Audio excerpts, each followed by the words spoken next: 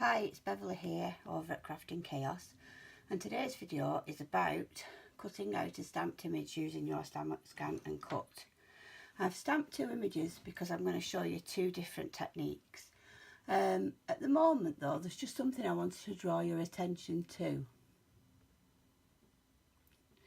and that's the image itself. To ensure that you get a good scan, you need to have a really good image around the actual perimeter of the stamp that you're trying to cut out. Now I've stamped that in my favourite thing's hybrid black ink. I think it's called Licorice, and I find it's a very useful ink because you can use your alcohol markers or watercolouring, so it's a very versatile ink. However, can I just draw your attention to this part of the stamp here? The bottom of the stem hasn't got a closed path, if you will.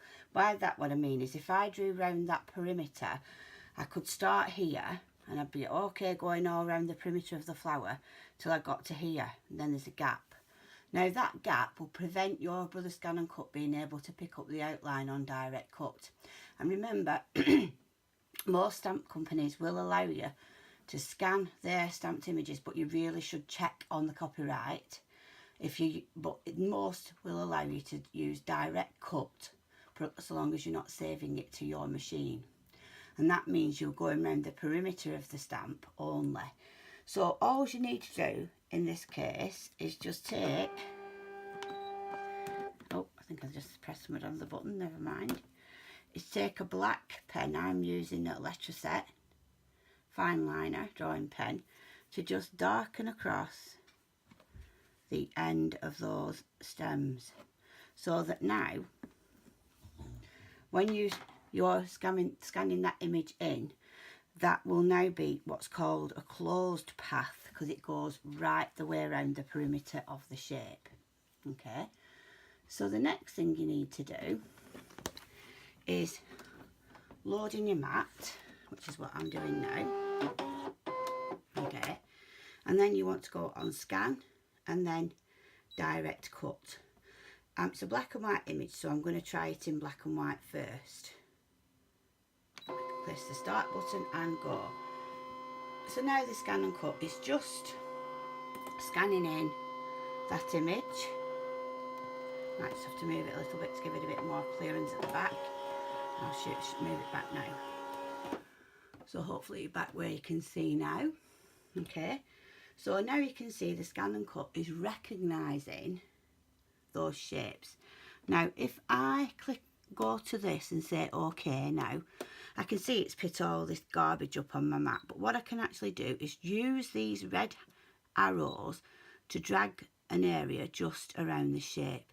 And for the first one, I'm just going to do one of the images because I want to show you something else with the second one.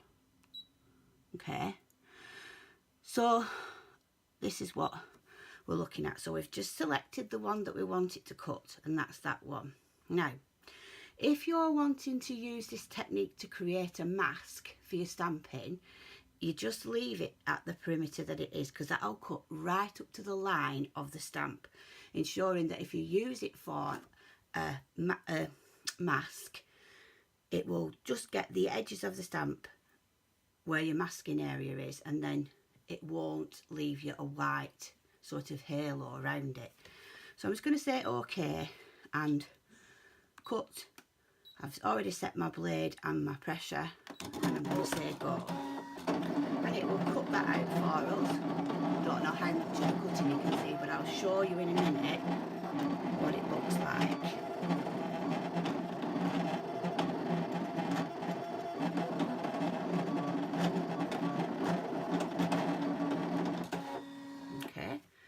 Just test to see if we've got a nice cut before I peel it off. Okay, so I'm going to peel that up but not off. Okay, so I've not taken it off my mat, I've left it in position for the next step, and as you can see, it really has cut that right up to the edges, and you could use a little bit of repositionable adhesive and use that as a mask. Okay, so that's the first one. Okay, so now I'm going to say OK, and then I'm going to, so I don't have to reload, I'm going to say yes, it's okay, but now I'm going to scan again, direct cut, black and white, scan it in.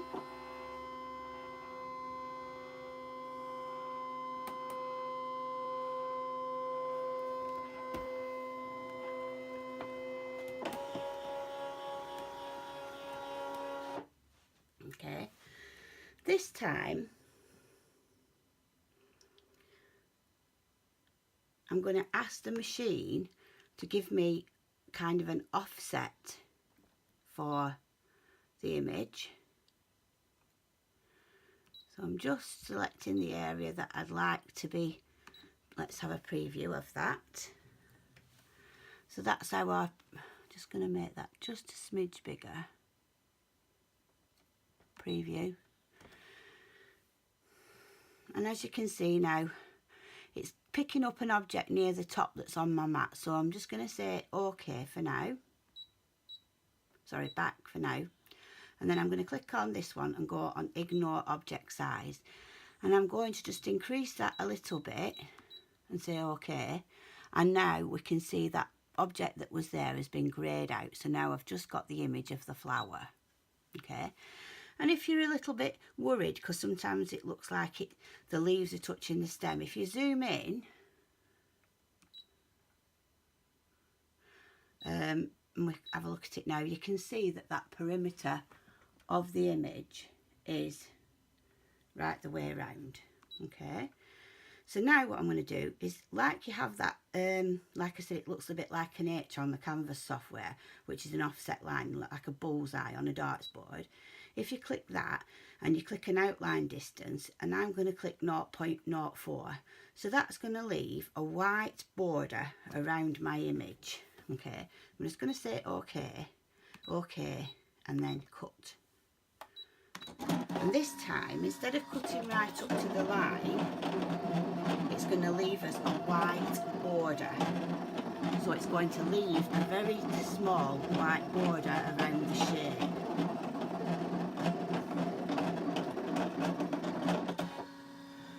Okay, so we'll peel that back.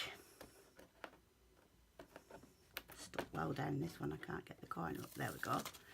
So now, as we can see, I'm going to just get that one off. This time we've left a white border, just a small white border all the way around the perimeter of the shape. So that one's the first one, the second one, the one with the border. And this one is the one that's going round but right up to the edge of your stamping. Okay, so that's what you'd use for a mask, or if you prefer that for cutting out. Anyway, if you like a white border, then you add the border like I showed you a few seconds ago. Okay, so that's it for today. This was in response to a couple of comments that I'd had about wanting to be able to cut out stamped images. So the main thing is that you make sure you've got a closed path. That means a closed perimeter all the way around the edges of the shape. If you can draw around imaginary line round your shape where you've got your black image, you know that you've got a closed path. If you come to a gap like I showed you at the beginning, then you know you're going to need to close that off. Okay, so if you've that one would, the one up to the edge would be for masking, the other one could be for stamping, or they could both be just stamping for on your projects. I hope you've liked the video. Please like, share and subscribe if it's been helpful, and please comment below if there's anything else you'd like me to do. Thank you. Bye for now.